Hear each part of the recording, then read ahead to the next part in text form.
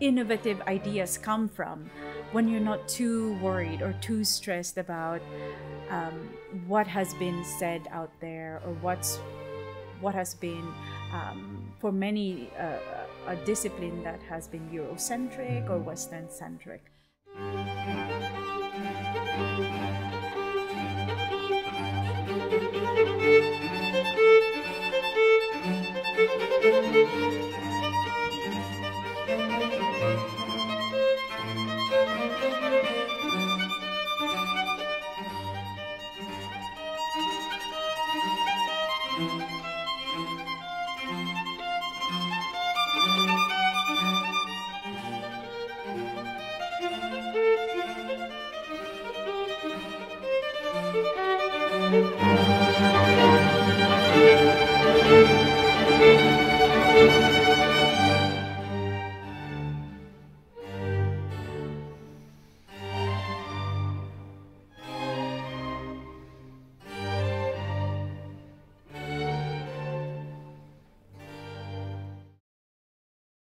This is Southeast Asia from the ground up. I'm your host, Emir, and I'm here with Dr. Maria Tanyag. Hi, Maria.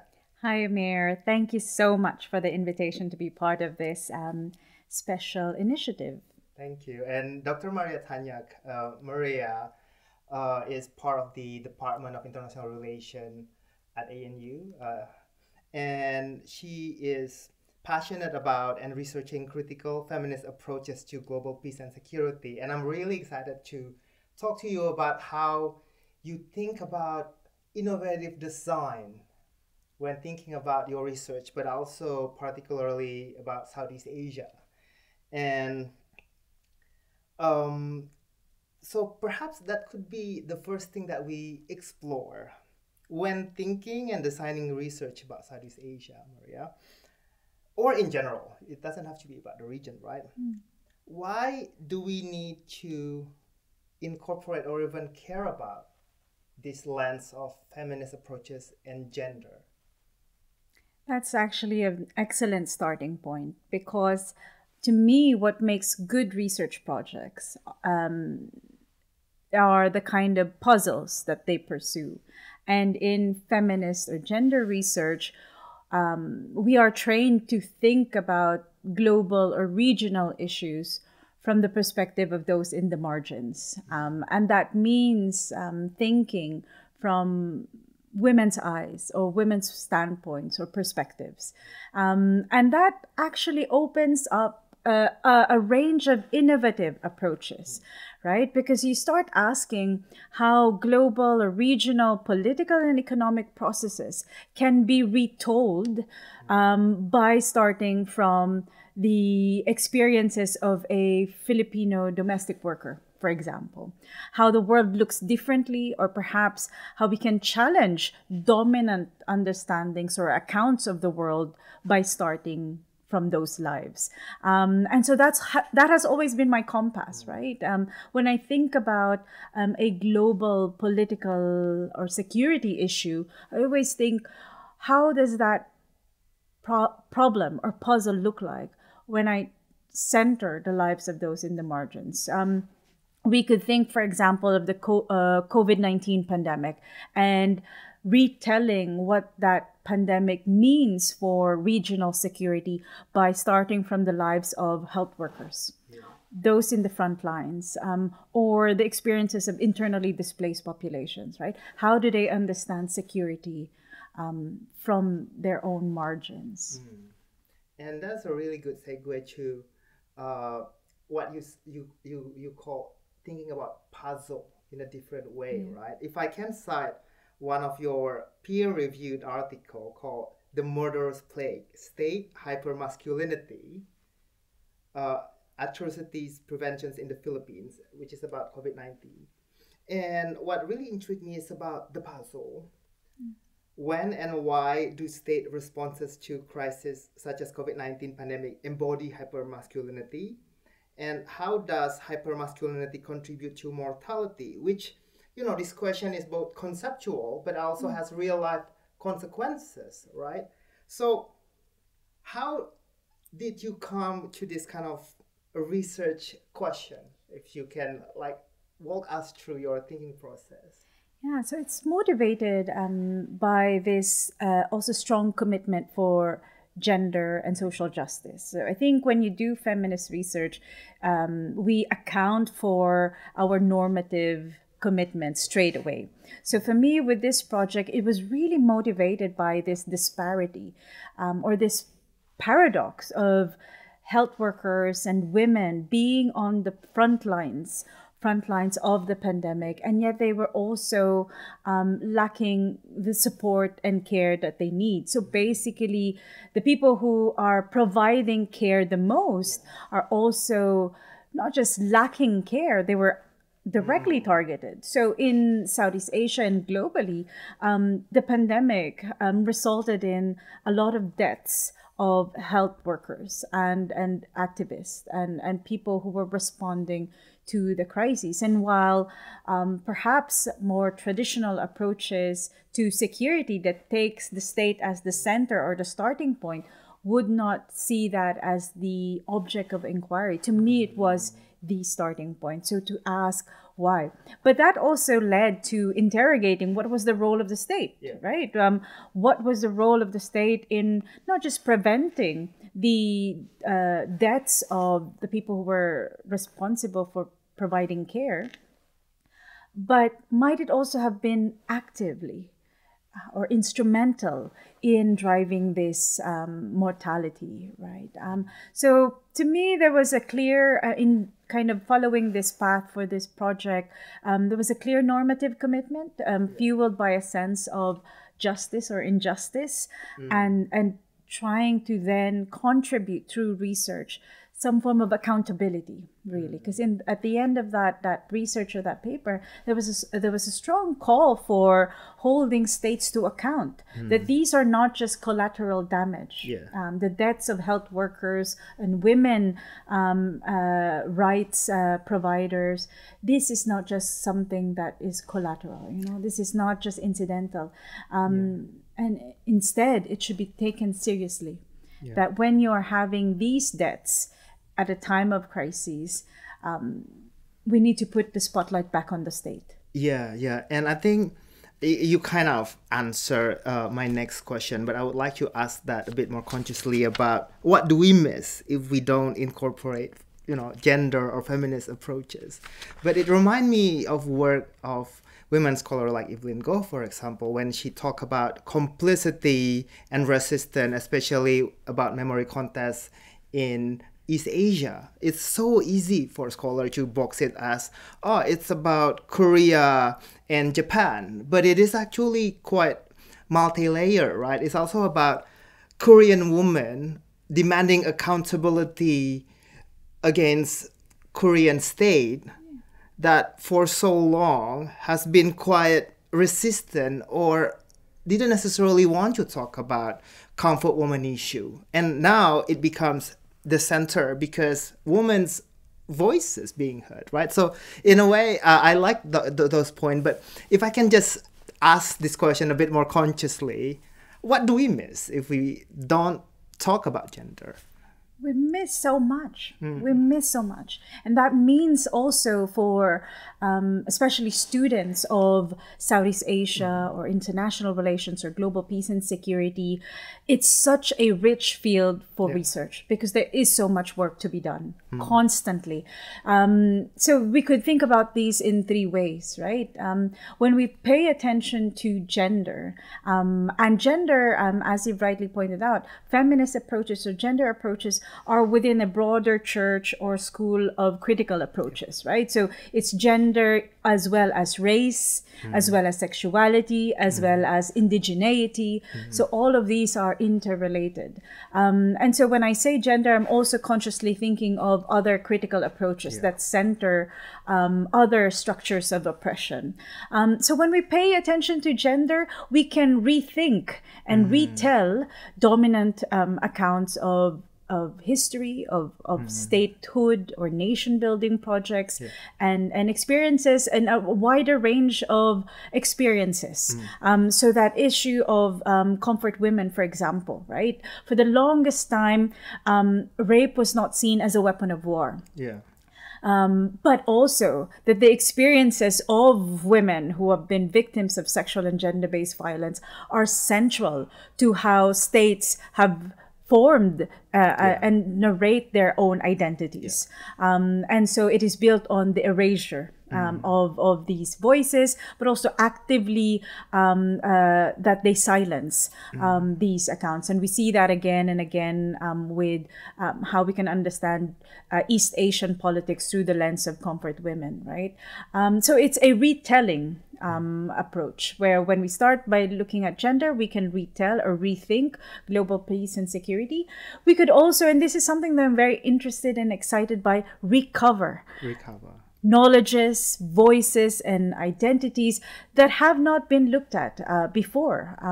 So one of the things that I've been very fascinated by recently is we always talk about this myth or this idea of the founding fathers of ASEAN. Right? Yeah. And we know this, right? As students of Southeast Asia, we know who the founding fathers are.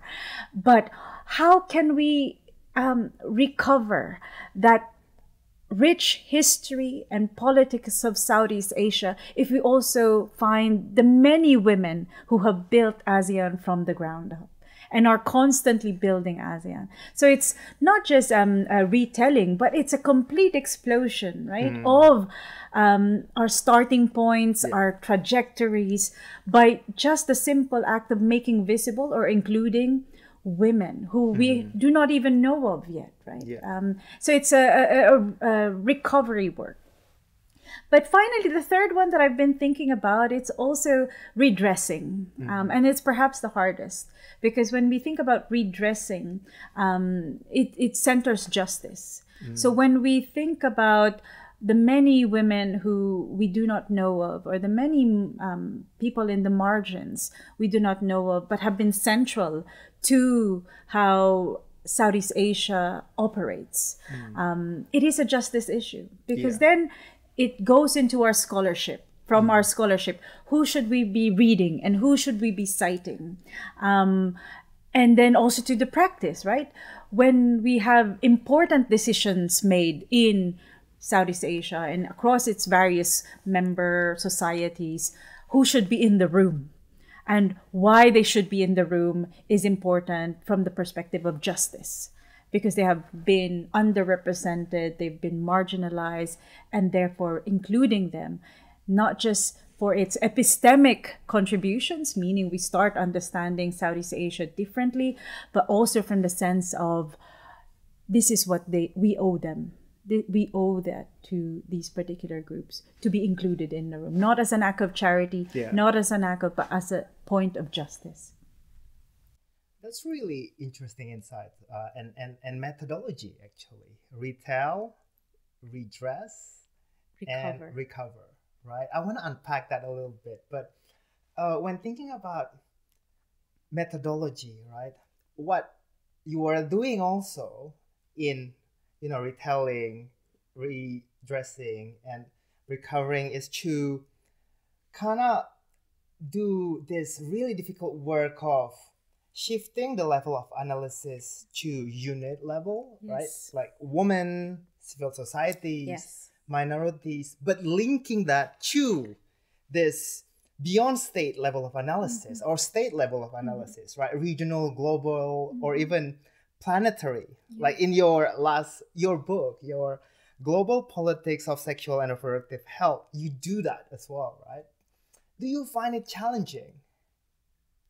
I find it most exciting. I think, again, this is very much why, and I speak highly about how feminist approaches just make you smarter. Because, again, when we say we look at global or regional issues from women's lives, it instantly about a scalar analysis. And across feminist methodologies and feminist research, you will find words such as continuum. So one of the key concepts in our field is the continuum of violence, where we trace physical violence or violence against women with macro political, macroeconomic drivers of violence. So there is that sort of scalar analysis where we trace through discursive or structural analysis how women's bodies are intricately linked with higher levels or higher units of analysis, such as the state, and this is evident in many of the scholarship across gender research in Southeast Asia and globally too. So I've already highlighted for instance, the work on domestic workers and migrant workers in Southeast Asia. And we know of very brilliant feminist scholarship on this. For instance, I often cite Juanita Elias's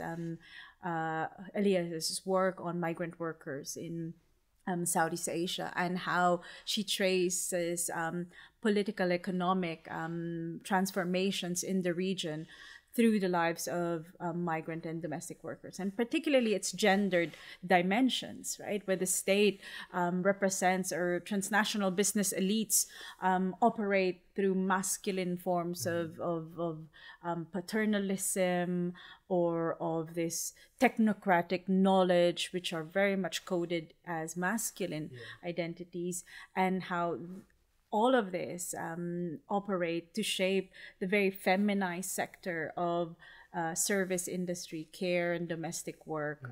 So there's that disconnect, right? That you then see when you do a scalar analysis. It's very much methodologically, it pays attention to pluralism. So it's never, because it's puzzle oriented, it's never dogmatic in terms of what approach a project should take. Instead, the anchor, as I've mentioned, is starting from women's lives and that political commitment to justice, being open about that. But it's also then finding the range of tools and frameworks that will help you to find answer to that puzzle. So it's this methodologically pluralist and then eclectic. Often when you look at feminist research, there is a strong commitment to undisciplining the approach, right? There's using art of also, or poetry, using visual methods to challenge accounts. There's also a combination often of qualitative and quantitative approaches. And again, that is because a scalar analysis invites the researcher to think in multiple ways, and not just to understand, for example, that to look at the COVID-19 pandemic or geopolitical tensions at a particular level, at an aggregate. In fact, the most interesting projects are those that are trying to live with or sit with the messiness of research. And we know how messy research is in the best of times. And in Southeast Asia exactly. too, right? And that's also what I want to ask you next, because in your book, Global Politics of Sexual and Reproductive Health, link these restrictions of bodily autonomy to show this pattern of neoliberal logic of power, but you do that in a very grounded way. You draw from engaged research in the Philippines. And can you share a little bit about how you think about designing this research in particular, and how that inform your field work and your research in the Philippines? So it was very much kind of coming to terms also with what research I can do as a person. I think I've been trained in international relations, and there's also a difference. Obviously, this problem of women's lives and the restrictions that they face to their ability to make decisions regarding their health, who to marry, who to love, and who to have family with, or when to have a family. These are very political processes too. But that can be approached, for example, from an anthropological sense, where other scholars would very much design a project that would make them stay in a particular community for extended periods of time, and or that if you are a researcher of a particular identity, religious or ethnic identity, you might want to work or design a project that allows you to kind of leverage that for access and so on. And we think about projects based on who we are in that way too. So for me, I think one of the main factor, aside from the disciplinary training, which is international relations, which meant that I was doing that scalar analysis, as I was saying. So that meant I wasn't going to design a project that was going to make me stay in a community for extended periods of time and to kind of have those thick descriptions that anthropologists are obviously most well placed to do. Instead, I was drawing on a range of sources, which included key informant interviews, and drawing on a range of research surveys conducted by other people, and particularly local researchers, local Philippines-based researchers who are working with women in different communities. So there was a sense in which I was building on the work of others, but also triangulating those with the kind of interviews I could do and document analysis or textual or discursive analysis that I could do. And in that project, I specifically chose, informed by theory, informed by existing evidence. We know, for example, that the experiences of women are most precarious or most vulnerable in conflict and disaster settings. And the Philippines is unfortunately among the most crisis prone. We often talk about how in the Philippines disasters and conflicts overlap, and with routine frequency. Absolutely. Within and again, just going back a couple of years ago during the pandemic, the Philippines saw not just the global COVID-19 pandemic, but also a volcanic eruption during that time, several earthquakes and several typhoons, as well as ongoing conflict. So that was the context in which I was designing this research as well, which meant, again, that there was a certain flexibility or adaptation to that context. And in fact, I was selecting research sites that were post-disaster and post-conflict or conflict setting. And that meant also important ethical and security considerations. So again, kind of knowing the context and designing it, guided by theory, guided by that puzzle, but also these very pragmatic questions too of who I am, what I'm able to do, and the context that I'm trying to research. No, you've tackled some of the three different layered theme that I want to address: these methodology, positionalities, and ethics. And again, as your research trying to innovate and challenge and deconstruct and reconstruct, right?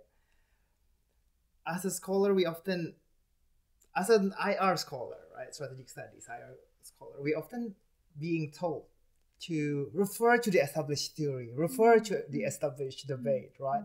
Which is quite Western, quite male-dominated, quite white, I must say. And it can be quite challenging, right? It can be like an additional work to add on to that. And when you are doing research that is trying to challenge that kind of narrative and debate, right? And say, look, there's actually a broader questions you can ask beyond that narrow circle that you've been grappling with for the last 50 years, right? How do you keep your methodology innovative? I think I'll start by answering that with an account of perhaps my personal motivation to being in international relations, which is exactly what you said about as a student studying political science and international relations back in the Philippines. And I'm sure many would be able to relate. I was reading mostly scholars who are not Filipinos. Yeah. Right? And so I was motivated by that sense of, I want to tell my story. I want to tell our story and to think about international relations from my perspective too. And so that has been my motivation. From then until now, I'm always inspired by the idea that while it might seem like a burden to be navigating multiple worlds and multiple conversations at once, the conversation in your discipline, the conversation occurring in the many communities that we are embedded or situated in, I think that burden is also a great and responsibility, but it's also a privilege to be able to speak to a discipline and to not just challenge or disrupt the canon or what is the established knowledge, but and not just even to also pluralize, because I think in many ways we are already pluralizing, right? And that also comes from both the core and the periphery of academia. But to me, it's also the power of beginning anew. And that's what I was saying when I talk about the recovery work of putting women who are invisible or unknown back onto the agenda. I think it's just to start anew. So that means then, so how do we deal with Western traditions or the canon in our respective disciplines? I think it's still productive to engage with that because, again, it is part of our responsibility, at least in my view, to bridge those different worlds, to create conversations and to show people in our discipline or in various other disciplines, this is what our discipline could look like, or this is what we should be paying attention to in our discipline. But at the same time, to, like you said, move beyond that, right? Because there's so much more exciting things that we could be talking about by opening our frontiers of research. So there are multiple platforms we could be doing scholarship. And I know that there are others who do the work of engaging or re-engaging with the canon, and that too is productive. But I also imagine for others, they feel more energized and innovative ideas come from when you're not too worried or too stressed about what has been said out there or what has been for many a discipline that has been Eurocentric or Western centric. And so to me then, just to kind of go back to that methodological point, is knowing the canon or knowing what has been established there is just a reference point, right? Often when we are traveling, when we want to go from one point to another, we think about the landmarks, but we don't stop at the landmarks. We keep moving forward. We keep going to the destination that we want to go. It's the same for research, in my view. We know what the landmarks are, and however perfect or imperfect they may be. So here's the established scholarship that has originated from particular authors or particular standpoints that might not necessarily be the same standpoint that I share as, a Filipino feminist scholar. I know they are there, and I know perhaps how to navigate these landmarks in going to the research destination that I want to, but I do not let them weigh me in a particular way. Yeah, which is a very important methodological point, right? Because it's almost like liberation, right? Liberating that your research puzzle doesn't have to be this only, but you can go beyond that. And in fact, that bring us closer to understanding behavior, right? And different perspective. And in my teaching, I always try to include a little bit more diverse authors, gender, and not just because of diversity, right? As this kind of popular trendy sense, but hey, this is an example of the kind of research you can do when you think about these issues in multiple different reference points, right? And just to end the discussions on this note before we move on to positionalities, how in general, how do gender and identities perhaps influence the kind of research conceptualizations, or how you conceptualize research in general? For example, that example that you note earlier about reconstructing or even retelling ASEAN history through the lens of, if you want to call it, founding mother almost. And but it's not just, you know, like a fun project, but you are telling a story from a different vantage point, right? Like, how do you think about that kind of research, and conceptualize that? So there's a popular phrase in feminist research: the personal is political and the personal is international. So for a lot of how I've been trained to do research is to really lean into who we are, and that who we are and the kind of questions that intrigue us is what makes us, to borrow your phrase, innovative or interesting or impactful researchers. Because if it's grounded on lived experience, if it's grounded on our own questioning of power relations, I think it'll always be a research that speaks to, as I've mentioned, social justice or some project that is bigger than us.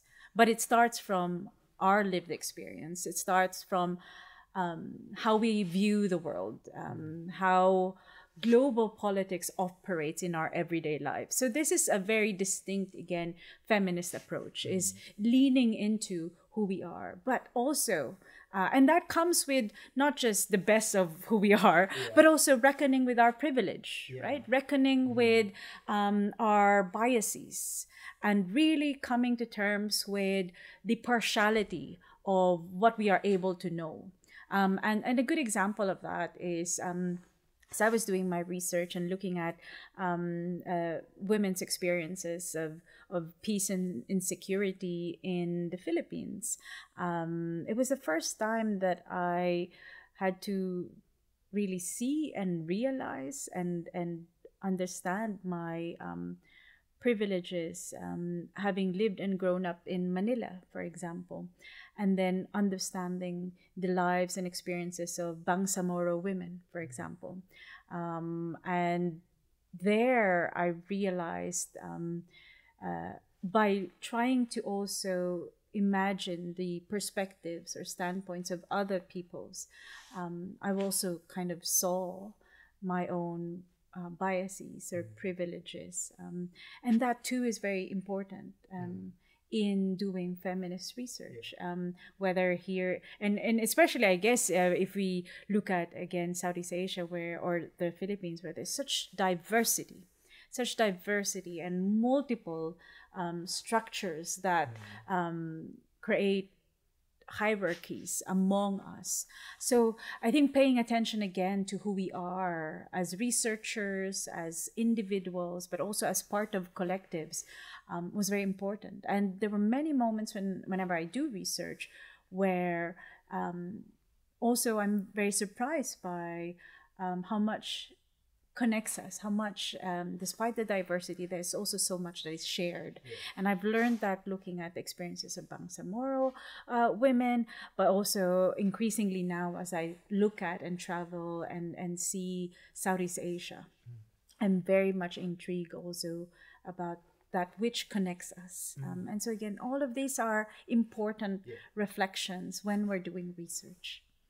That point about privileges is really quite important, because it relates to what we talked about earlier, right? Positionalities, which give you access, but also limits your access.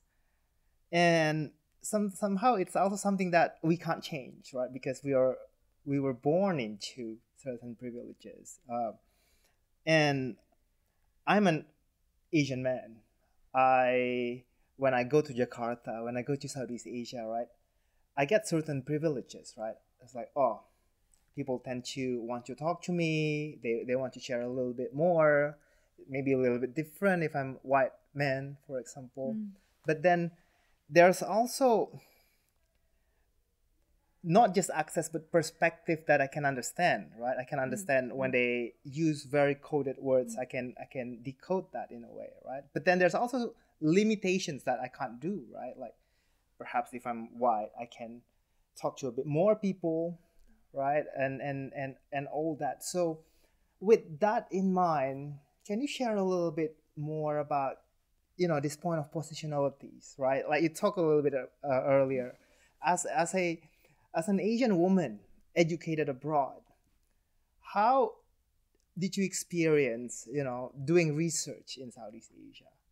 Yeah. It's very exciting topic, and I feel like we could have a whole discussion just on this point. I'll start first again because I'm very interested in, and I've been looking at feminist research and feminist methods, and positionality takes on a very distinct definition, and I would suspect that positionality, which is much more embraced now, actually has its roots in feminist and critical approaches, right? Because again, in positivist research, positionality doesn't feature as much, right? Because the idea is that we are looking at the world out there as a detached observer. So who we are doesn't really matter as much, right?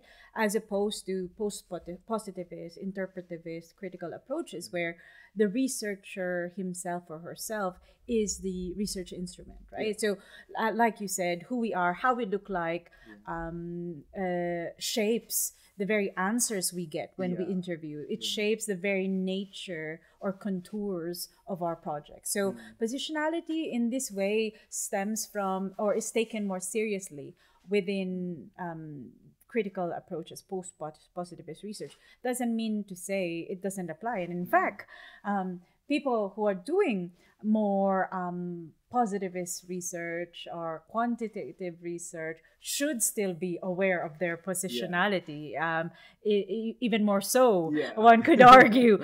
And so again, in feminist research, we also, the related concepts with positionality is situatedness or situated knowledge and reflexivity. So situated knowledge, and why it's relevant to positionality, is because it starts from this ontological and epistemological position that all knowledge is partial. Meaning no one has the monopoly, or no one can fully have a universal truth or objective truth. Rather, we are all shaped by our situatedness within society that is then shaped by multiple structures of power, privilege, and so on, right? So that's relevant. And then reflexivity, which is also relevant to positionality, because you cannot do positionality without reflexivity. Reflexivity means to reflect. And so in that way, reflexivity allows us to understand, while there might be aspects of who we are that is fixed, meaning we cannot change the color of our skin, we cannot change, in my case, height is a major thing, because I always feel like I'm often small, and that shapes how people, you know, interact with me. There are aspects of us that we cannot change, but there are also many aspects of the research that is fluid, and that needs to be constantly interrogated. So in my case, again, this positionality shifts in many cases, because while I am an Asian, Filipino woman, like you said, I'm also highly educated. And that creates different insider-outsider status depending on the spaces I go. So that fluidity needs reflection. Who I interact is also a subject of reflexivity. The kind of questions that we ask in interview reflects, or we need to pay attention to how power operates. So a good example, again, as I've mentioned, is being reflexive about who I am in relation to understanding peace and security as in the context of the Bangsamoro struggle. as a Catholic or born and raised as Catholic, my lived experiences are very different from Muslim minority woman in the Philippines, right? So that status, but if you shift the context, that might not be relevant, or these power hierarchies will shift because, say, for example, in an academic conference, right, in the US, and I'm sure many of us can relate to this, my nationality or my passport will determine the spaces that I inhabit. And in that case, my high education does not even count, because in the borders, we are, our identities shift, and it's, or what are the aspect of who we are that becomes salient shifts as well. And in this instance, I'm not someone who is highly educated. I am, like everyone else, a person with a global South passport that needs to be interrogated more carefully in security borders. No, and it has practical consequences too, like you've unpacked. But even when we go to the field, right, establishing trust is keyword. Like, as a woman, perhaps it's easier to establish trust if you want to ask something quite sensitive like sexual autonomy to with other women, for example, right? So it gives you more access in that, but it doesn't necessarily mean we can't mitigate that, right? Absolutely. We just need to make sure that we are aware on that and actively ask ourselves, oh, okay, is there a way to mitigate that? And it was quite interesting because one way this relates to me is also my religion. I went to Papua and it was mostly quite Christian. And I'm from the West and I brought up Muslim, and I was conscious of that. And I was like, it would be quite sensitive if I started going around by myself. So I needed to be introduced by my friend to Catholic, to this church network, right? And then once I regained that kind of trust, this is a friend of a church, suddenly the access is open up. And I think it's quite interesting to think about it that way, right? Like you said, this to reflect and things like that. But it also goes to this realm of sensitive questions, right? These positionalities. How far can you push? What is taboo and what is not taboo becomes slightly different. And it shifted to the realm of ethics, right? And how should I word these questions carefully? But as women, do you think it's easier for you to research something a bit more sensitive, like sexual health, for example, or how do we think about like our positions, and is it something that everyone can do but differently? Like what's your thinking about that? I think you're asking really important questions, and it's I think something that many circles are debating, right? How to do ethical and responsible research. And this is also in conversation with in our disciplines, this whole push towards decolonizing research and the need to do research more ethically and responsibly, especially among communities who have been often just the subject of research and never the active agents. And so I think the bigger conversation that you're kind of alluding to or trying to get at here is really that ethics point, and how to, because it could be in this particular instance, myself and doing research on sexual and reproductive rights and very intimate and sensitive topic, but that what counts as sensitive is also shifting, right? It could easily also be if you're doing research on Myanmar and the Rohingyas. It could easily also be, even in many contexts, looking at authoritarian politics in across the region.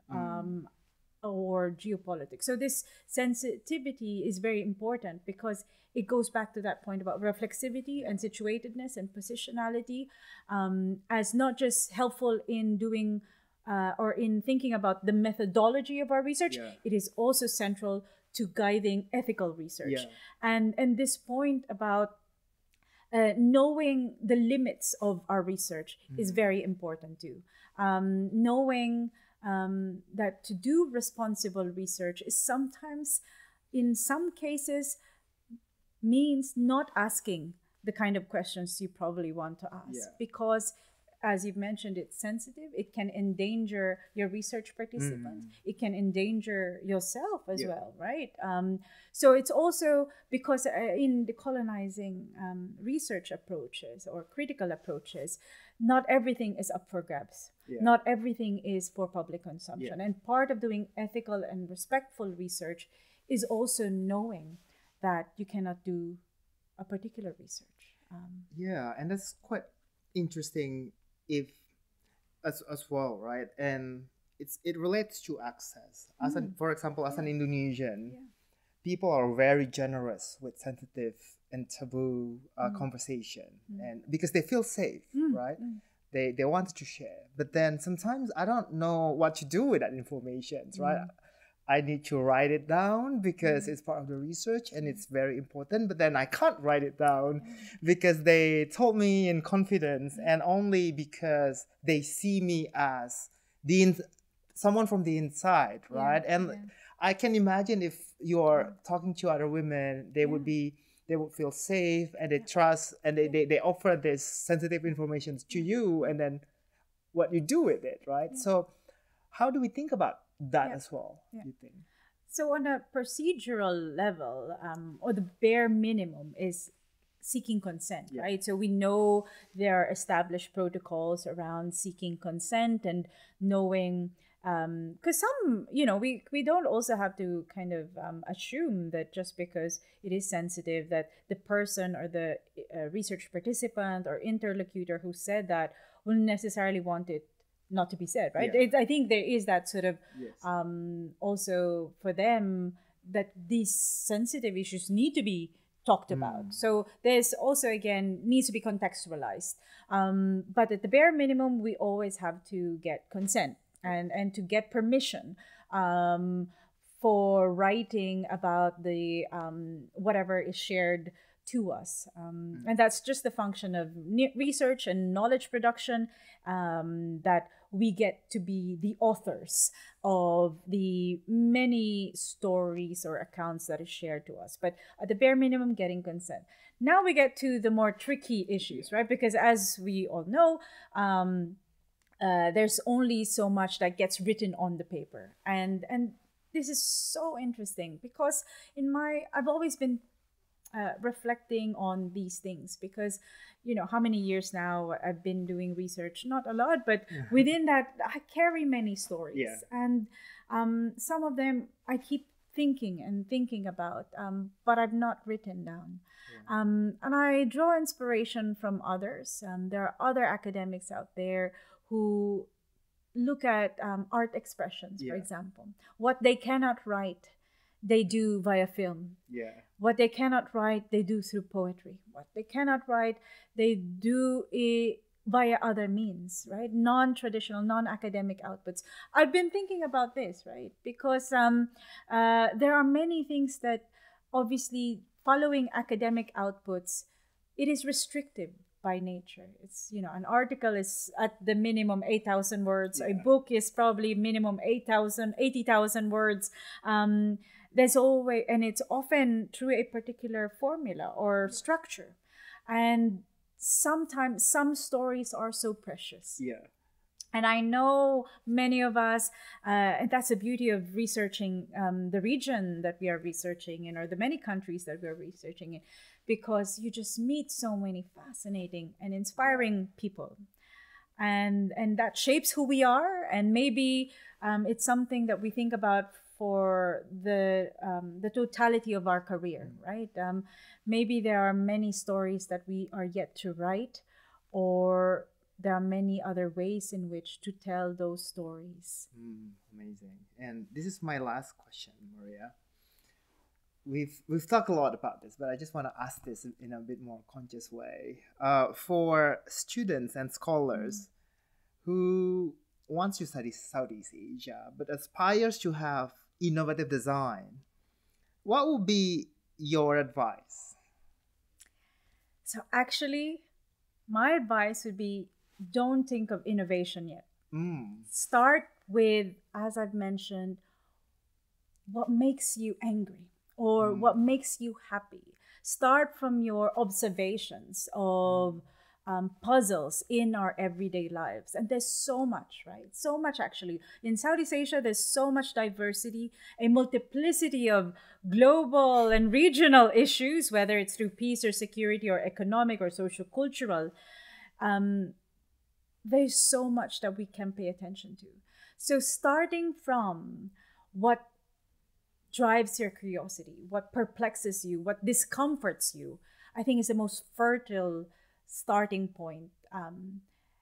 And to me, I think innovation comes not naturally, but it will happen precisely because you are trying to address a puzzle that perhaps others have not paid attention to, or others have not paid enough attention to.